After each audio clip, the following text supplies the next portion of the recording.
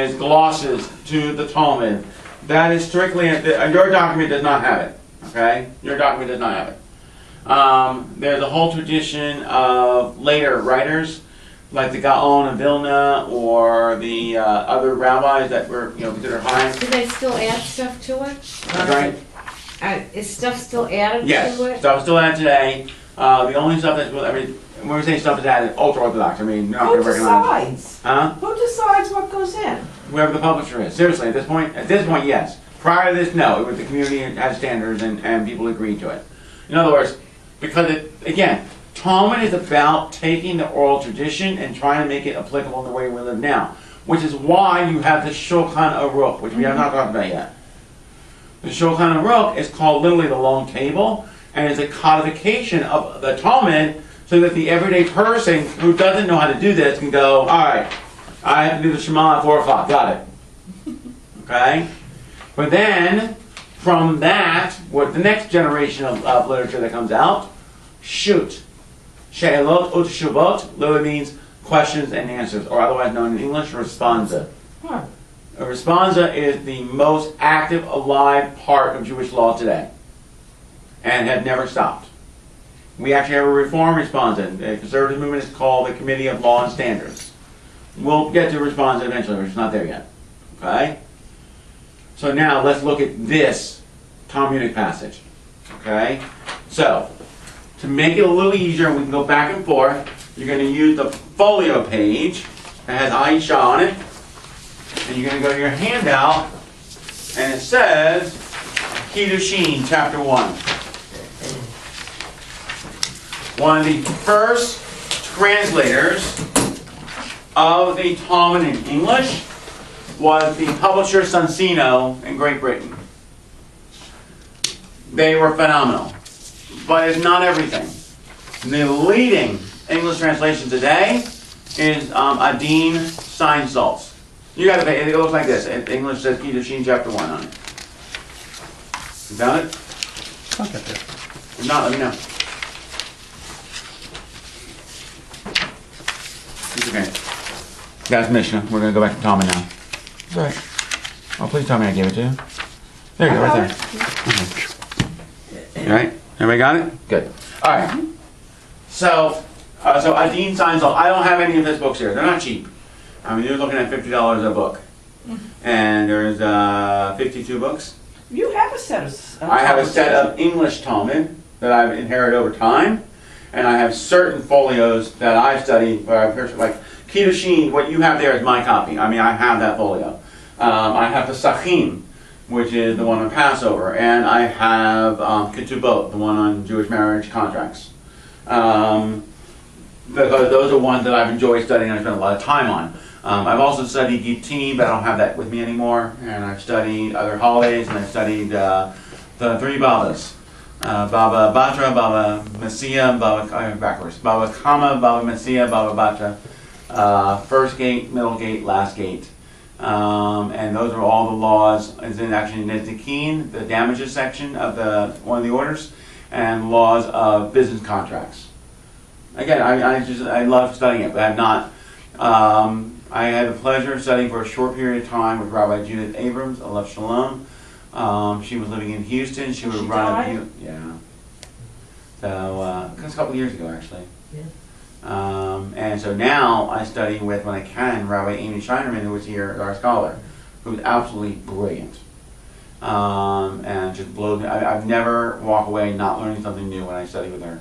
And so what you all are doing is you're at the tip of the iceberg, but each time you take another step, another step, another step. And it's daunting because you don't have the Hebrew language, and I know that. And that makes it a little more challenging. So let's look at Kiddushin. So the Mishnah, again, keeping in mind this is a Sasina translation. This translation is from the 1950s, 1960s. So the language is a little bit archaic, okay? So a woman is acquired in marriage in 3 ways, and acquires her freedom in 2. She is required of money. All that you've already had. Now, what they did in the 15th, 16th, and didn't change until later, was they used a lot of words that were kept in Hebrew, like a yavama, and they give you the notes here, and it said, verbiage glossary. Well, that's not going to help you if you don't have the glossary in front of you, right? So yavama is basically you're marrying your brother-in-law. Okay. Acquires our freedom by chalitza, glossary, that's the spitting on the shoe, or by the Yabam's death. And here is saying what a Yabam is again, the brother-in-law. Okay. In English, as you said earlier, is a Levirate marriage. Okay. That's the Mishnah. You already know that because we already looked at it. Now, what does the Talmud say after the Gemara? It says first, Ha'isha nekanet me'eshana ha'chav katani ha'isha nekanet. So, a woman is acquired. Where does he? The implication is that he is the one who said the Mishnah. The Mishnah, by default, will always be the generation of the Tanaim, meaning those who repeated the lessons of the oral tradition to get it written down. So, Yehuda Hanasi didn't literally write the whole Mishnah. It was he wrote it, he compiled it. That's the phrase that is often used. He compiled it.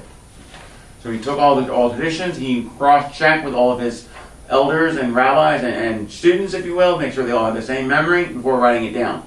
Okay, so this was not an exercise of one man deciding what would stay in one go. So where does the Tana state here? A woman is acquired. And again, the phrase is Ha'isha nekanet.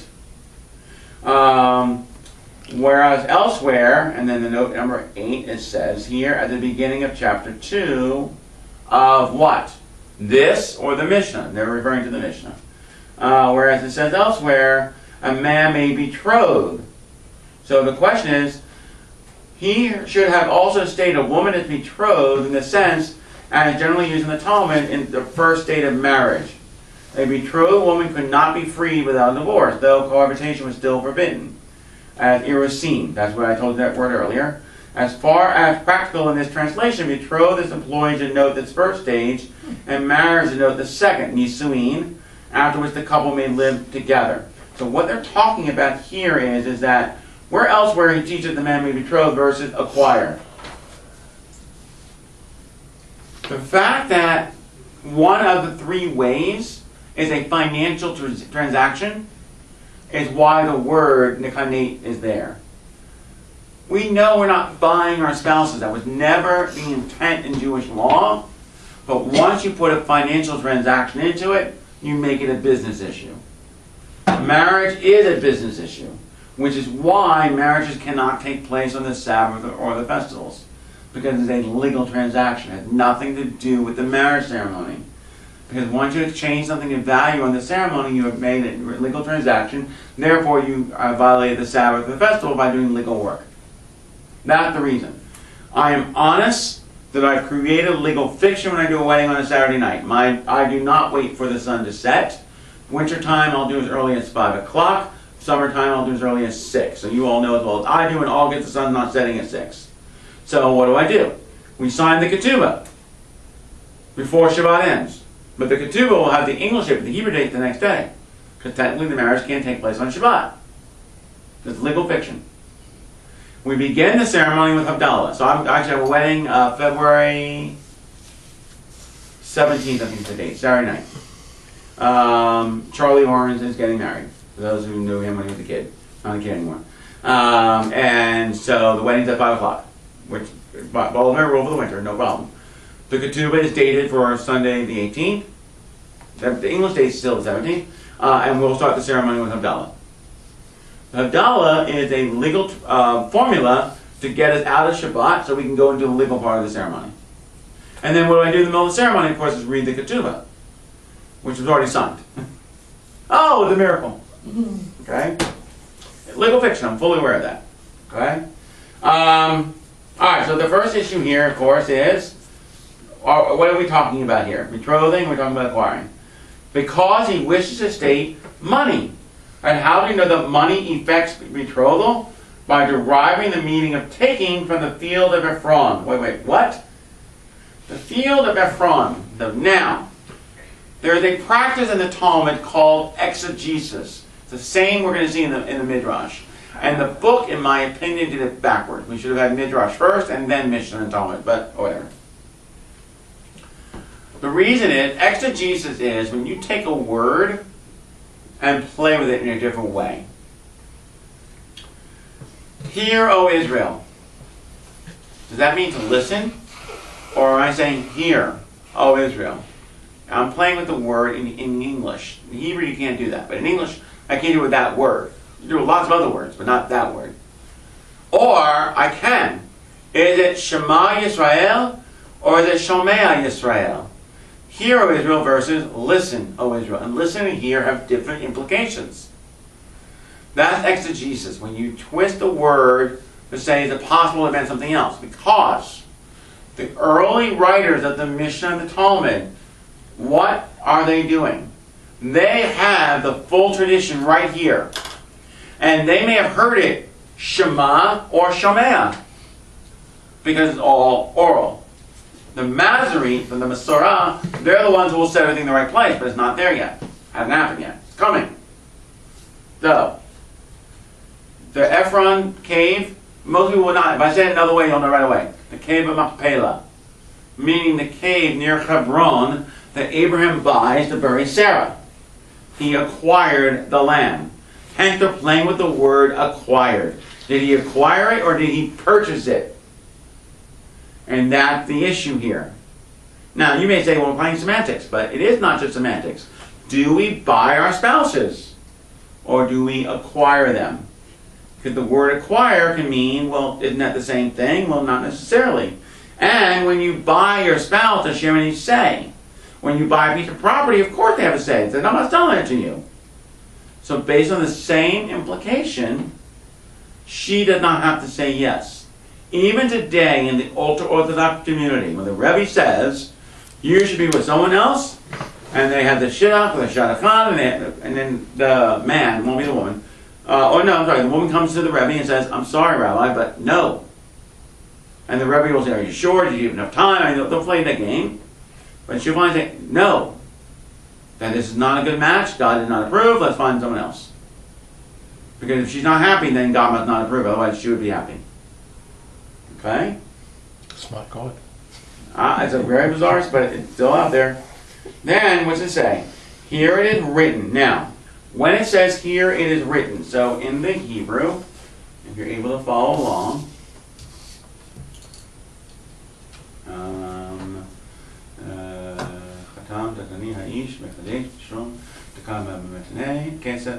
right, okay. So here it is written, I will give, if any man take a wife, and then giving me note 11, Deuteronomy 22:13. So again, it's going to give valid credit by showing me the cross text. Now, I want to look and see, alright, so, if you look in the text, okay, you see Ha'isha, really big letter in the top there, right? Mm-hmm. Mm-hmm. We're looking at the big folio, Myrna, the long page. Okay? Okay. That's right. And then count 1, 2, 3, 4, 5, 6, 7, 8, 9, 10, 11, 12 lines down. The first word is Ephron, if those who don't know the Hebrew. Mm-hmm. Yeah. And then it says Kativ Hakah, written here. Okay? And then you have a little circle. Okay. That's a parenthesis, but it's not. Or it's a quotation. But let's say I read this, Ki yikach ish isha, meaning a man takes his wife, right? Where did he get it from? I look to you see where Ephron is again? Yeah. Go to the right of it. In Rashi, it's written there, Rashi script I mean, Devarim 23. Uh-huh. That's what it says. So, the Talmud is your original Google cross-reference. Hypertext. Exactly. The original hypertext. Yeah. Everything is right there. Why does it say, the Hebrew thing, isha? Isn't that redundant? No, ish. Okay, so the text here, yikach ish isha, a man takes isha, a man takes a woman. Well, yikach Or a husband takes a wife. Okay, so, Yikach goes with ish, and isha becomes the direct object. okay. Which also is a problem when you think about it, right? She's no longer isha, she's the direct object. But I want you to understand the content here. That's why I'm going. But that when you study Isha's man. or husband takes a wife. Okay. Because ish and isha really don't mean man and woman, literally. It means husband and wife, but it's now often used as man and woman. If you have a restroom in Israel, it's not going to say ish and isha. It's going to say gever and nekeva, male and female. God created them together. That's the language in the beginning of Genesis. And Adam and Eve, when does she get her name? Before or after the fall of the garden? It's actually after. And she's given the name Chava, life, because from her all life will come, because she just got condemned by God, who says, you will now have birth pains. And then Adam named her Chava. She's now Eve. From an etymological perspective, it's not so strange. You have earthling naming life form. Earth and life make people. We get it. Makes total sense. Okay? All right, come back to this. So, it's written, and then it says, while there is written, I will give thee money for the field, take it of me. So now we have the word yikach, to take, but that's not the Hebrew that we have at the beginning word. All right? So now they're giving us the second one, and that's telling us also from Bereshit 23, or that also Deuteronomy. I'm sorry, I'm looking at it really quickly. Yeah, Genesis, Bereshit 23, yeah. Natati kesef hasadeh kach mimeni, but kikah. So now, again, the verb here is a different verb. It's not the verb of the Mishnah. So acquire and take are not meant to be the same. So here's the obvious question. So what the hell are we having this conversation for? Because I'm reading this and I want to know, do I acquire my wife or am I taking her? Because I know the word acquire and take can be from the same word. And they're pointing out very quickly, no, it is not. So already there's a sense that you can't take it literally. And they're using the text from buying the cave of Machpelah.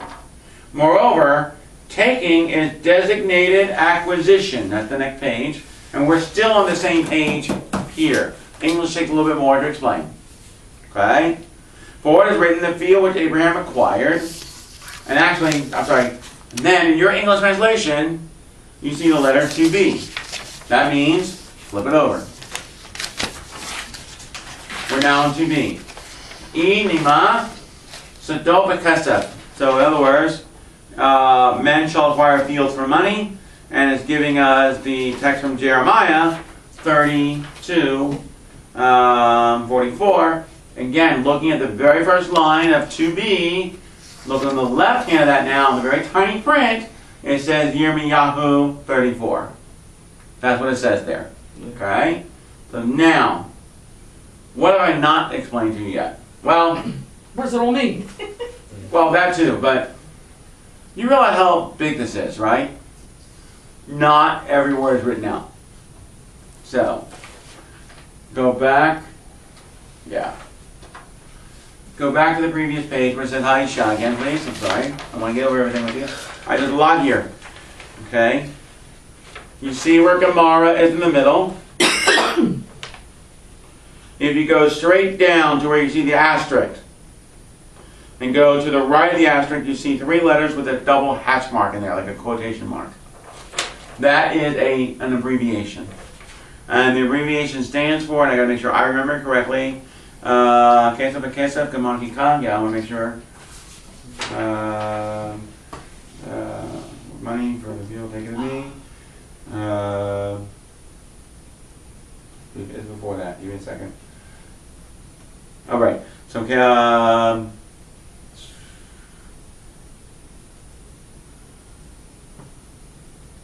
Is it just like abbreviating, like boilerplate? everything's abbreviated. But the problem, okay, so I have a book, Mm-hmm. nothing but abbreviations. It's the only way you can remember. I mean, I can't remember half of them. I mean, those that are used all the time, that's not what I use all the time. So at the beginning there, the Gemara, when it says, Haisha nekane umem shanata, and from this you shall learn. Or umem shanamar, from this you shall learn.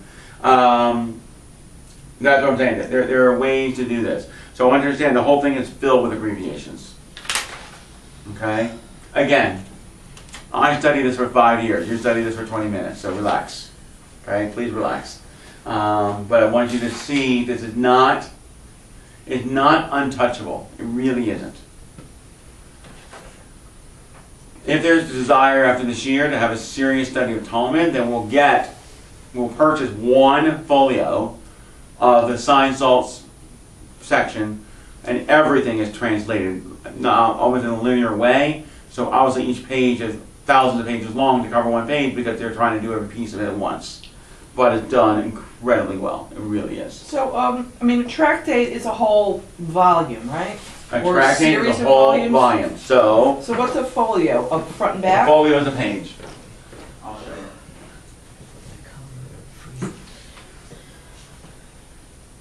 You coming down with something? I have a cold. Bob has a cold. I've had it for a couple of days. I must have left in the copy room. I'll go get it. But so here is the tractate of my second tractate of Pesachim, Pesach. Okay, randomly open. It doesn't matter where. And so this one's a little bit more modern. So this one is chapter 10, and Pesachim, and it's the RV Pesachim, so Erev Pesach, all the rules that go with it. And this is page 102b. Now this one, you'll see, it says Amud Bet, Amud Aleph. Well, because this is actually more modern and it's also a little cleaner, they expand the pages a little bit. So actually both these are Bet. They continue it. So it's not a clean folio. I'll show you a clean folio in a minute. Or if I can get one here, I just wanted to show you. So it gives you the Bet. So it tells you Still the Bet. Rashi script though? Versus an Aleph on the next page here. So they did it as, but a folio by definition is one page, like I gave you a copy of. Is it still Rashi script? Or they So the use Rashi script here, again, remember Rashi is always on the inside, closest to the fold. The Rashi.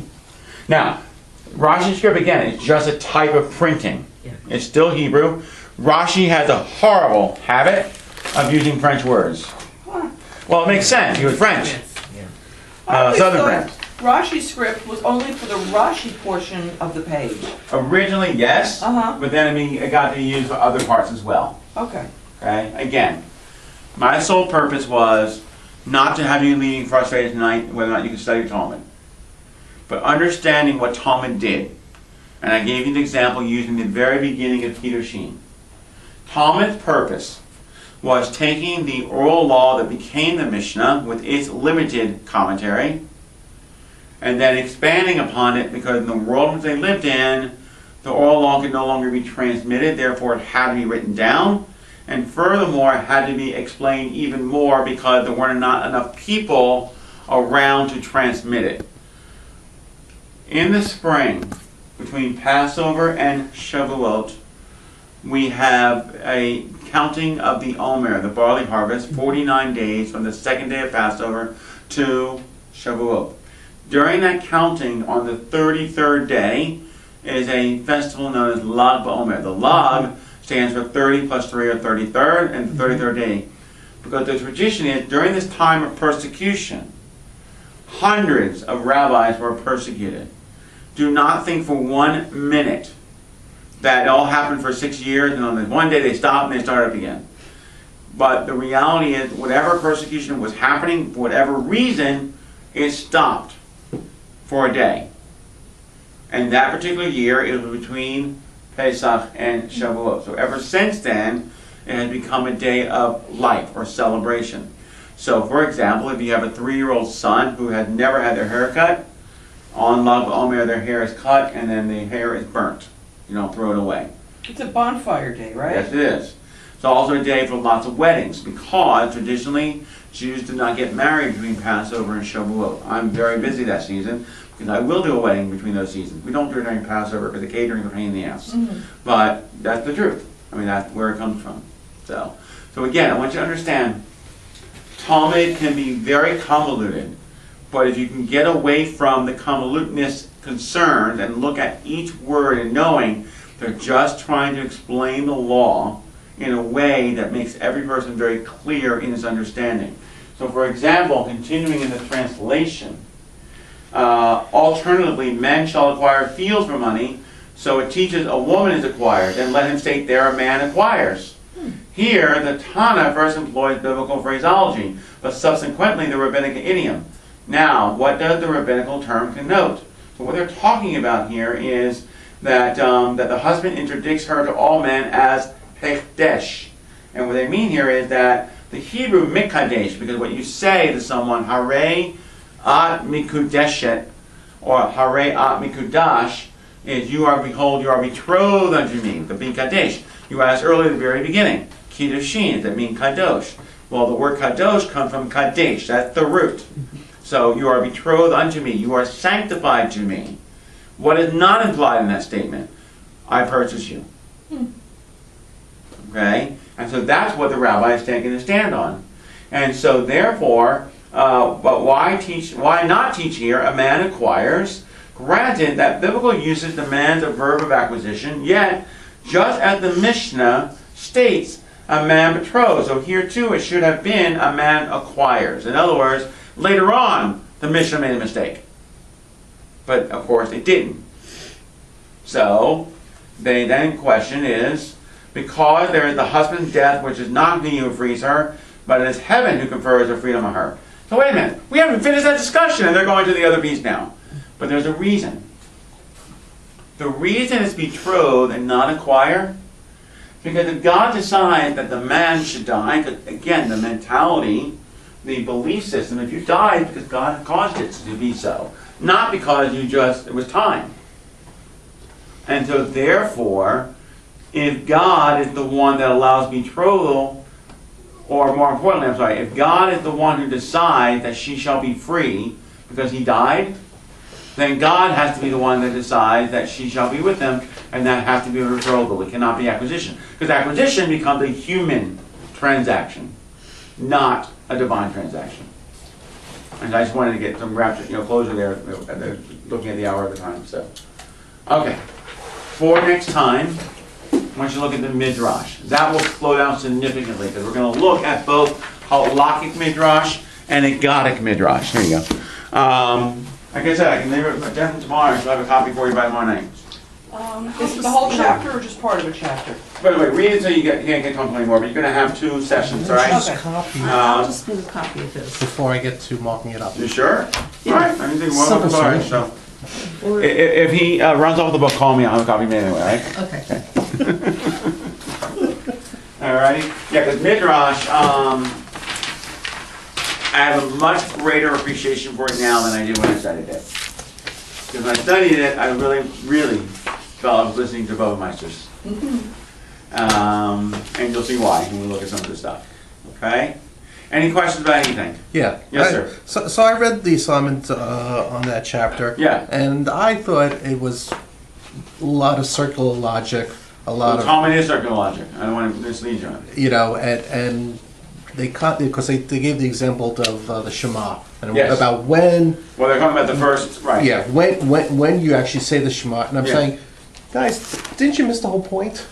They did miss the point, though. Huh? Well, no, I'm saying when I'm reading this, I came away with, you made the assumption that you believe in one God, and there's no discussion about that.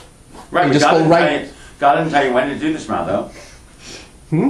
God does not tell you when to do But I'm the saying Shema. that in what's written, they seem to go into all this discussion about when and the two people, whether it's a learned person or the poor person and times. Yeah. But I'm saying, but you missed the whole point. You assumed that there's complete faith in there's only one God. Well, that's what it says in Deuteronomy, the Shema, right? Right, well, that's where it comes, but again, So that you have to accept it from Deuteronomy. But you don't have to have complete faith to say it, because they say you'll do it and then you'll figure it out. They go on You to say the say, Shema even if you don't believe it, as I said enough Say it times. anyway. It's at the nuts right and bolts point, then of you'll- how we do yeah. Judaism. Isn't it pretty much the nuts and bolts? You'll do it. What, when the you- Shema or- The No, Talmud. the Talmud.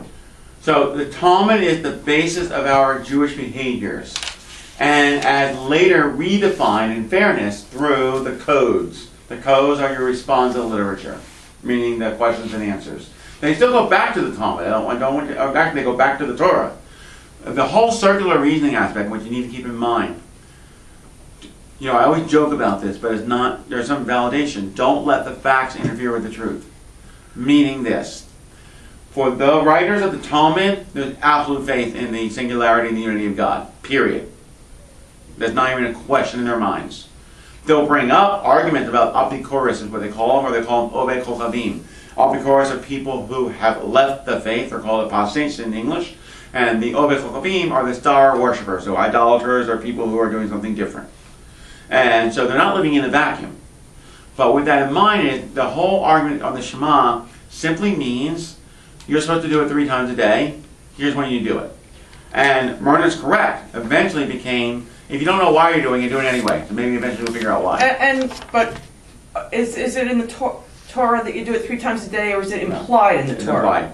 Not in the Torah. So in that example, Right. it goes into the discussion on when. Right. Okay? And I'm saying to myself, well, what happened to the other 4 questions? Who, what, when, and how? Okay? They just talk about when and just assume you already bought into this. So again, in that particular tractate, I mean, this is what I'm coming- whether tractate Brachot or the Ediot, I don't know what tractate it was. I'm doing it in my head. My point is, because there are other tractates that deal with the other questions. I'm being honest. Because they'll say, if you're on the top of a tree, do you recite the Shema? And the answer is yes. If you're under a house, I mean, they give you all these bizarre locations. I mean, the minutiae in this Sounds like is Dr. just, I mean, it's like, Yeah. really, guys? Right. This is what you're going to spend all this Again, time there writing? was no TV, so that time. But yes, because again, that again, if you're not used to and you're comfortable dealing with the discussion parameters of asking the most absurd questions, then the Talmud is going to turn you off very quickly. Because they were looking at every possible situation, as ridiculous as it may sound.